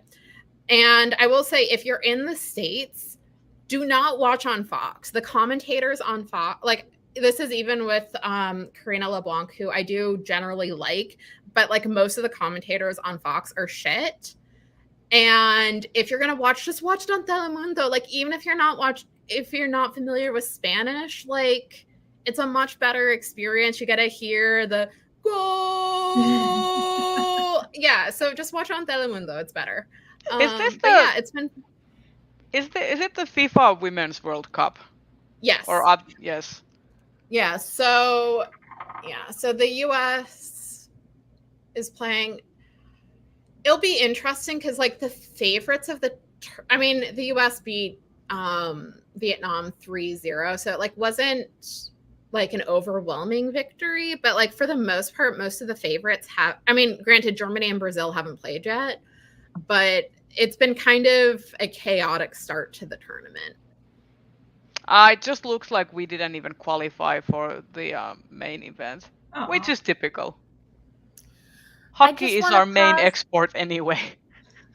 I want to pause and repeat what I said at the beginning of the stream, because I did say I would repeat it later, and we've gotten to that point that we are skipping our regular media discussion on this stream in solidarity with the SAG-AFTRA strike. My potential eligibility to join SAG-AFTRA is a factor in this, and we're on my channel. So we're discussing for media here, only things that are not film and television. So soccer is fine. Continue. But yeah, so I'm... Yep, go ahead. I was just gonna show a thing because video games were fine, so... Did you get your Hades statues? Yes! What? My boy! Zag! He is here! Look at him! Look at him! And his feet! Nice. Does he have heads on his shoulder? He has skulls. Yes, they are. Because his dad is Hades, Lord of the Underworld. He is the prince of the underworld. Wait. Did he kill Cerberus and like? No. Cerberus is boy. The best boy, and you can pet Cerberus. You can pet Cerberus, and at some point, saying it's 3 skulls on his shoulder. It looks an awful lot like Cerberus. No, Cerberus is the best boy. His dad has other skulls. It's the family uniform. He works as the chief security officer for the underworld, making sure that their you security serious? is yes. His dad has a similar style. Okay. Basically, now I just need this similar style of statue of Thanatos and Megara, and if I can just have like a tiny Dusa there as well, then the whole polycule is represented, and I will be very happy. Thank you. And also, God, obviously, with Hades 2 being like announced. I'm so excited for Hades too. Oh, can we get like sibling statues? Oh, yes. I need to, so right now for video games, Oxenfree 2 came out, and I need to carve out some time to play it because I loved OG Oxenfree. I highly recommend, like, great. Even if you're not like into video games, Oxenfree, I think you can get like a mobile version. It's playable on most laptops, and it's just kind of this creepy atmospheric game. It's dialogue based, so it's not like you're shooting or you're using magic. Yeah, you're basically, it's a side scroller and puzzles and stuff like that. Yeah, it's really good, very atmospheric. I love Oxenfree, so I'm very excited to get around. What is it about? It's basically a bunch of like teenagers that get like stranded on this island, basically. But it's kind of grief. Also like a rift in reality, in a sense, also. It's a lot about grief and creepy stuff and a radio that tunes in to otherworldly frequencies. It is very good. I did not know they were making a sequel. I wish you were a games person, because this sounds interesting. Honestly, I would love to become a games person in some capacity, but I haven't taken the plunge yet. Yeah, I will say, like, even if you're not a games person, I think Oxenfree is a very good starting point because, like Rhea said, it's a side scroller, so it's it's mostly you're moving, you might be climbing up things, there's a lot of dialogue, so it's making choices about how you answer, even if you don't choose not to answer. Like, there's an achievement for being silent the entire game.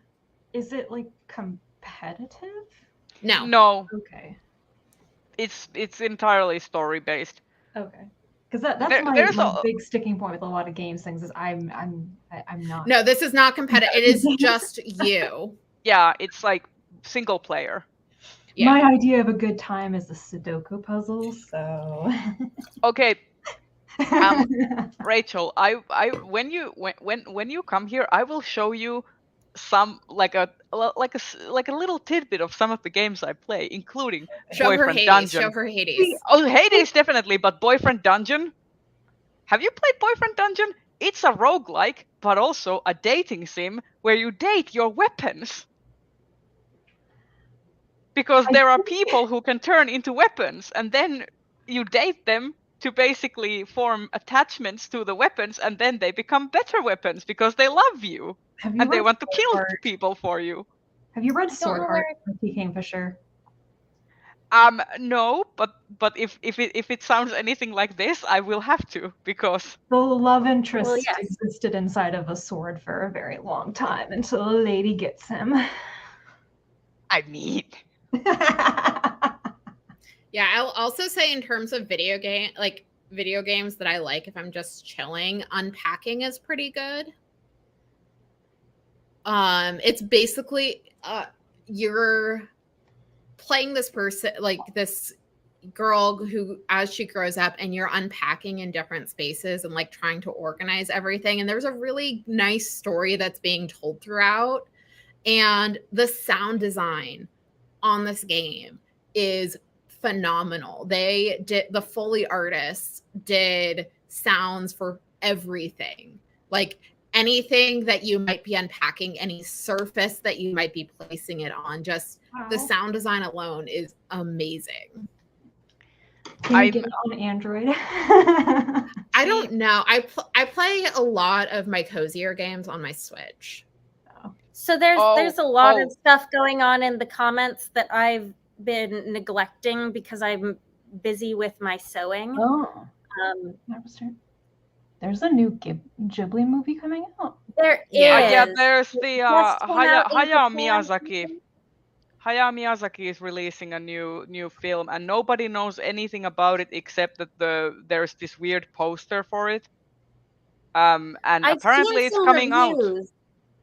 Isn't this the I've one where seen he some like reviews of it. took It the must- title from a really popular 1930s Japanese YA novel, but the story he did not take it? Because I've read the book, and it said in the introduction by Neil Gaiman that it was being adapted by Miyazaki.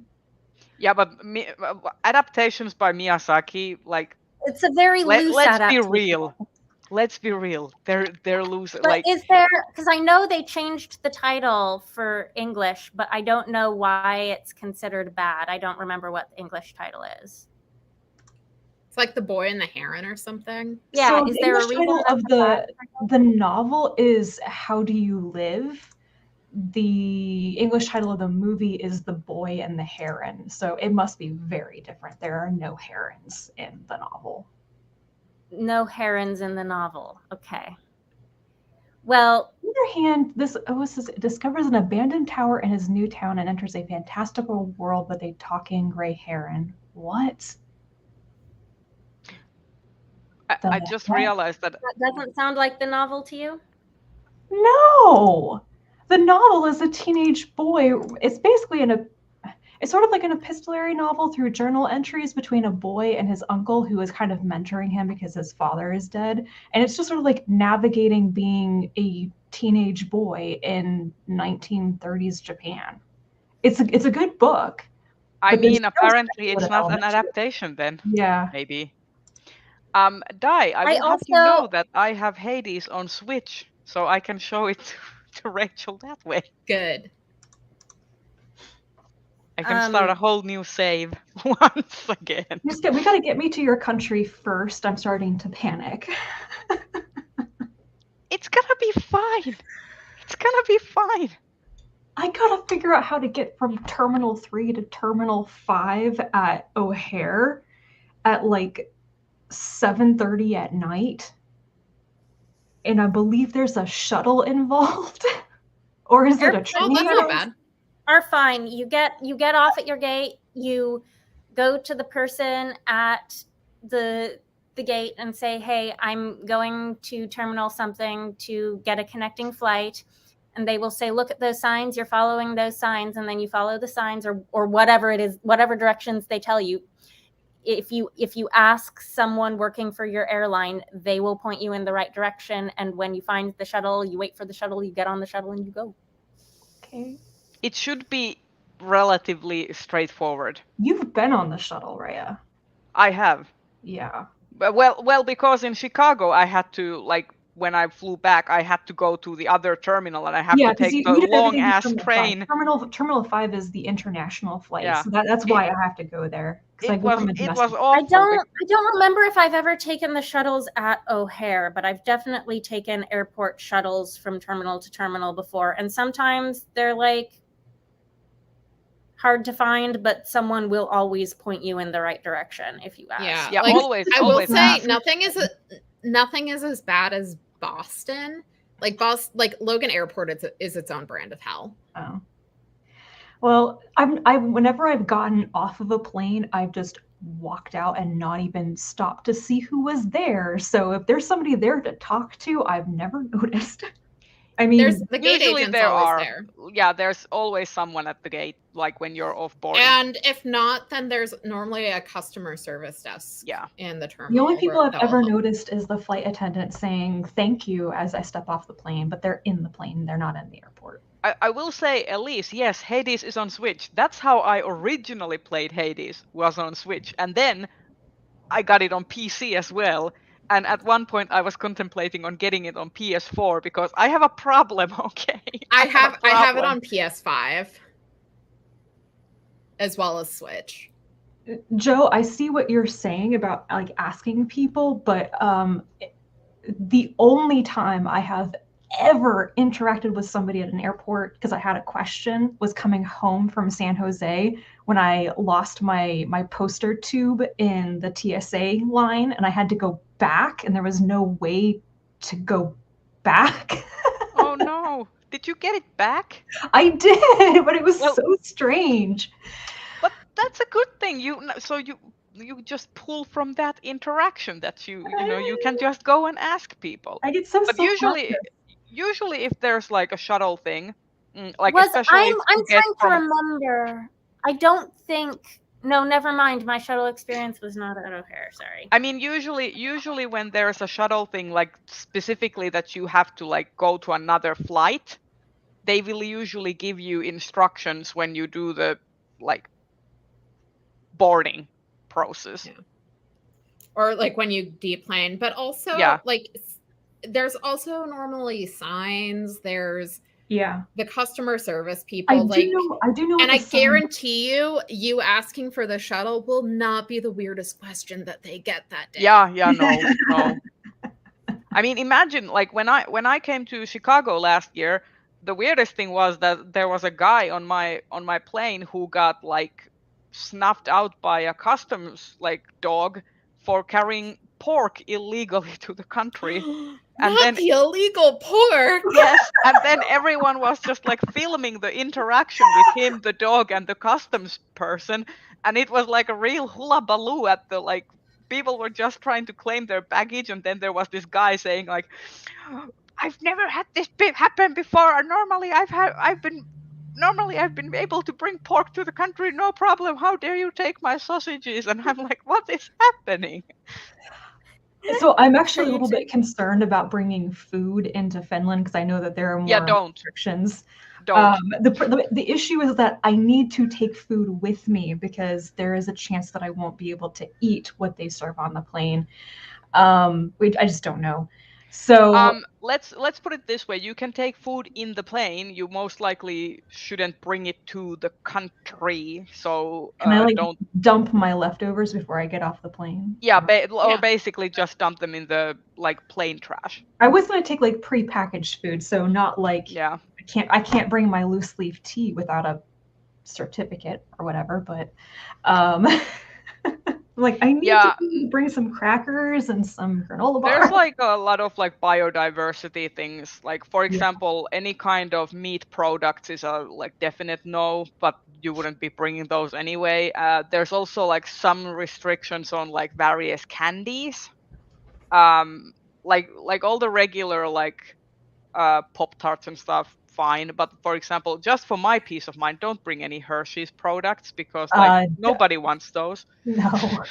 Yeah, I'll also but yeah, in terms of like being in the airport, like there are people there who will help you, and it will not be the weirdest question that they get. I always think that somebody's going to act like I'm an absolute idiot. Like you're in an airport and you don't know how to get around. I'm like, everybody else seems to know what they're doing and not me. Because every airport is different. And there's like the assumption that, this airport is not like whatever airports you've been in before. So they have to explain it to you. Mm-hmm. And then there's some like Boston, which are eldritch locations that make no fucking sense.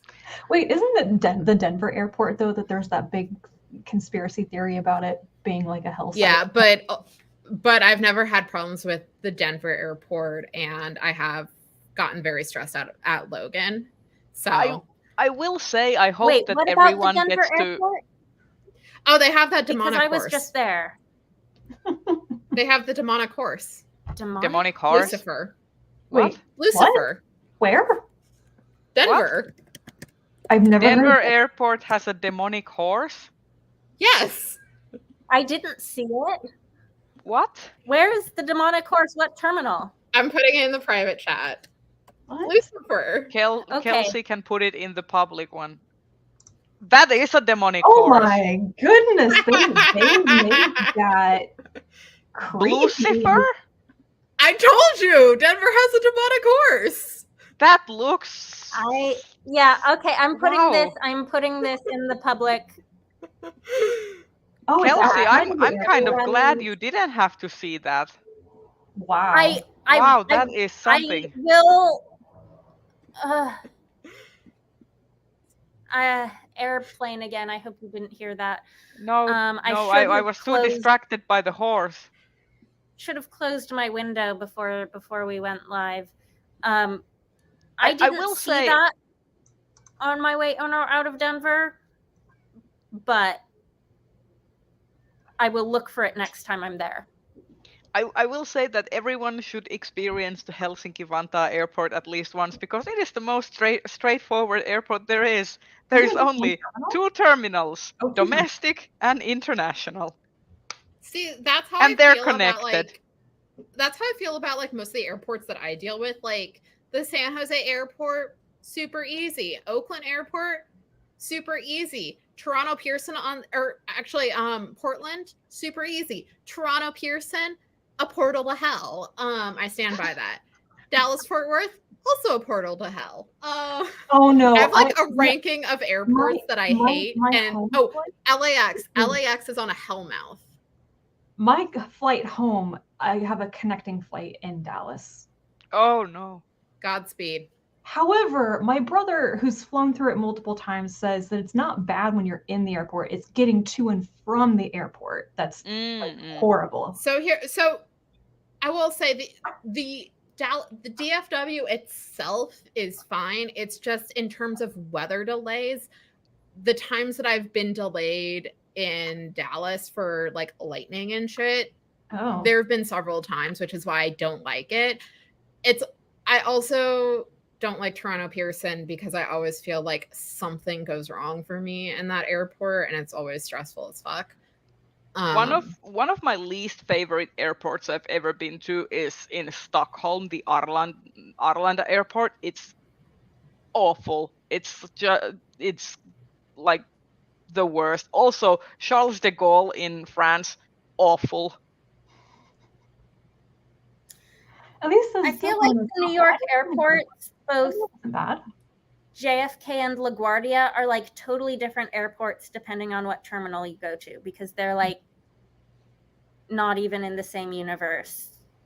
Like, I hate the Delta terminal at Oh, looks nice. JFK, even though it's shiny and new. Oh, nice. Ooh.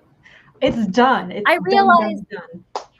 Also, I have no discussion recollection of Dublin. Airport is not on our normal like slate of discussions topics, but I'm glad we had something to talk about. I'm just saying I have no recollection of Dublin airport being awful. I just remember that getting to Dublin airport, like from the hotel, was a shit show because of like the taxi thing and like being a rush hour.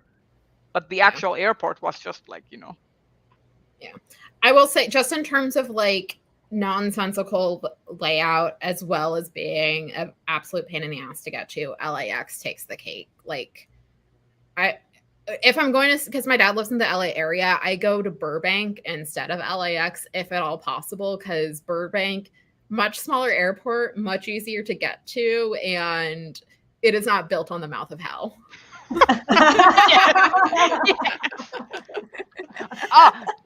Speaking of an airport that I visited that is actually really good, Narita Airport in Tokyo. Everything works. Everything is super straightforward. 10 out of 10 airport experience, can recommend. I look forward to seeing Helsinki-Vantaa because it seems like it's a smaller, straightforward. It's small, it's simple, it's like. And I can enjoy being there because I'm not going to be worried about how the hell do I get out of the airport. Yeah, and I will be there to pick you up anyway. So we will basically just get you from the arrivals and go straight to train.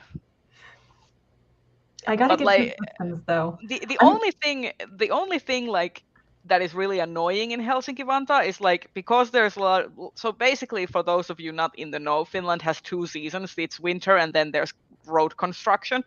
So during the road construction season, like usually, like especially like the Vantaa area around the airport is like heavily congested with like road construction stuff, which makes it really difficult to get to the airport by car, which is why public transport is such a great thing. But like every single time I've gone like somewhere and tried to get, for example, my mom to pick me up from the airport, she's like, no, get a damn cab, because like I will pay for your cab ride rather than come pick you up, because it's such a shit show to try to like get to and from the airport. Oh my gosh. All right. So if we have discussed airports enough. Yeah, that Wait, was a how do I random get rid of my tangent. banner? There's my banners tab. We have reviewed airports. We are actually coming up on our 2 hours, which that flew by. Yeah. We want to spend the last 5 minutes letting everyone know where else they can find you and what's up in the near future. Oh, we didn't do things we're excited for. I am not prepared for that question. I'm not excited. either. I'm excited for next week when my vacation starts. Same. Yeah, I'm mostly excited for my birthday in less than a month, so I can go whale watching, and hopefully my grandma will turn me loose in Bookshop Santa Cruz with an unlimited budget, as has been Nice. tradition the last few Nice. years. That will be a good birthday present. Yes. I am going to just check my anticipated releases list to see if there's stuff coming out in August that I should be excited about. Is Thornhedge coming out next month? Yeah, Thornhedge, S.L. Wong's The Water Bandits is coming out Yes. August 22nd. Water out, yeah. Outlaws, yeah, The Water Outlaws. Outlaws.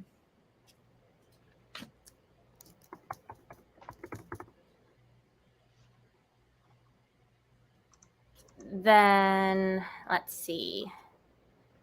I have too many tabs open and it's not helpful. Those two are my big ones for August. Yeah.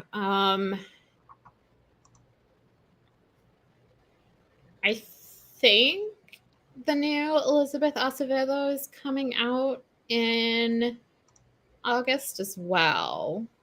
That's an adult novel, right? Yeah. Yeah, so Ooh. it's coming out August 1st. Oh, that's soon. I think the new It's at the end of the year. I think it's Murderbot's end of the year. November. The Book of Witches, the anthology by Jonathan Strahan, is coming out on August 1st. November 14th. Yeah. Sorry. I want to read that. We were talking. Were we going to do a buddy read of that, Rhea? Look who's here! Look who's here! I was originally thinking of the Book of Witches for the Shorts and Sorcery book club, but because the book club is kind of on a hiatus, I might just, if anyone is up for a body read of that, then by all means. I just need to figure out how to get it now that Book Depository is no longer with us, because that was what about the main... Blackwell's? I mean, it could. But because Blackwell's is UK, so I have to pay customs. Because of the UK is not part of the EU anymore. Dang it. More's the pity. Adlibris might have it. It's a kind of like Nordic retailer for books, so they might get it, but like it is what it is. Book Depository was great. There is one book that I'm really looking forward to. It's coming out in September, the middle of September, and it is the second of the Doomsday books by KJ Charles. It's called A Nobleman's Guide to Seducing a Scoundrel. Ooh. And I love the first book. It was The Secret Lives of Country Gentlemen. 5 out of 5. Nice. I don't know if it's coming out in late August or early September, but I'm really looking forward to Sleep No More by Shauna Maguire. It's book 17 in the October Day series, and I need to know how the cliffhanger at the end of book 16 resolves, because I've been waiting a year. Joe, basically... Not on my computer. Joe, basically, it helps in terms that like a private person can send you a gift, and if the gift is like less than a certain amount, you won't pay customs for it. However, like basically like in a situation like that, like usually even packages that are from private individuals to private individuals get flagged by customs, so you will still have to declare them. You just have to declare them as gifts, and it's honestly a mess. Like the whole like Finnish customs system is. Who declares it? Is it the sender or the recipient who declares it? The recipient has to declare it, which is like I've had to do this. Like I remember like I got like a Christmas present from overseas. Like Kelsey sent me a present, Yes, and I I had to sent you. ask what's the value of this item, because I have to do the Which is customs like things for this. an extremely awkward gift giving thing if you give things of like significant value. Luckily it was not of significant monetary value, and I had But it's estimated ridiculous.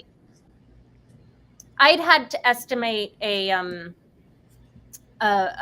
value for it on the US end of things when I sent it, so Yeah. I just told you what I had put on the form. Yeah. But it's like, yeah, basically the recipient has to like put in the value and everything, and also like put in like what the item is. And that's the worst, because I've been in a situation where I've been like, I don't know what's in this package because I didn't send it, I didn't order it, and then I have to like you play have like to ask the detective. person who sent you a Yes. gift. Like that's Then you have to like weird. ask the person, and then it kind of completely ruins the surprise of the gift giving experience when the person has to be like, yeah, here's an itemized list of everything that's in the package. Sorry about it. And how much it cost. Yes. How much it cost and how much it weighs and how much the shipping costs were. All of that. So, question, with the UK being out because of the customs issue, is there another book retailer in the UK or in the EU that would be an option? Yeah, Or so also I mean, in the English? Nordics, I would use Adlibris, Okay. but they have to import the English titles, so it's a little bit more on the expensive side. Mm-hmm. Then obviously I could order from the German Amazon, but I don't want to order from Amazon for like. I thought you didn't have Yeah. Amazon delivery in Finland. No, I mean, Finland doesn't have Amazon, but we can order Amazon stuff from Oh. other Amazon stores, like, for example, German Amazon. Okay. And then we wouldn't have to pay customs because Germany is in the EU, unlike some other country. I see. Well, if we want to go around and say where everyone can find us, if there's anywhere else to find us on the internet, Rachel? Yeah, you can find me in the Stitch and Bitch live shows each month, and on Instagram, where I sporadically post pictures of things that I've been spinning. Very exciting. Rhea? Same, you can find me on the Stitch and Bitch live shows, and also on Instagram under the handle Finchkin. I post stuff about all the concerts and heavy metal gigs that I've been going to, and various other things, various other adventures. Di? You can find me unfortunately mostly on Twitter, but also my channel Bookish Die, and I should have a video going up on Wednesday. Everyone should follow you on And Twitter you for can, the Uggs and the all caps and stuff about soccer. yes, about sports. You can Sports are great. find me- Sports are my BDSM kink.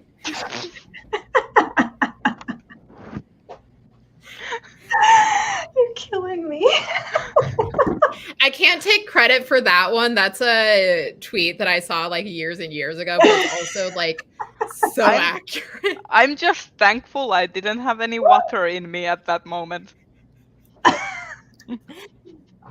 Okay, so you can find me here on YouTube, mostly also on TikTok, where I'm also at the Fancy Hat Lady. I am only on Twitter for essential updates at this point. I am also on Mastodon, where I'm Fancy Hat. Is that one word or is there a dot in it?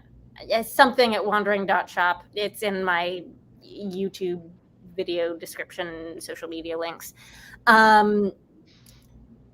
So thank you all for joining us for a slightly irregular monthly live show. We will see you next month. Whose channel are we on next month? I think we're on mine. Yes, we're on yours because it's after Kelsey's you. Yep. See you all next month, and bye for now. Bye. Bye.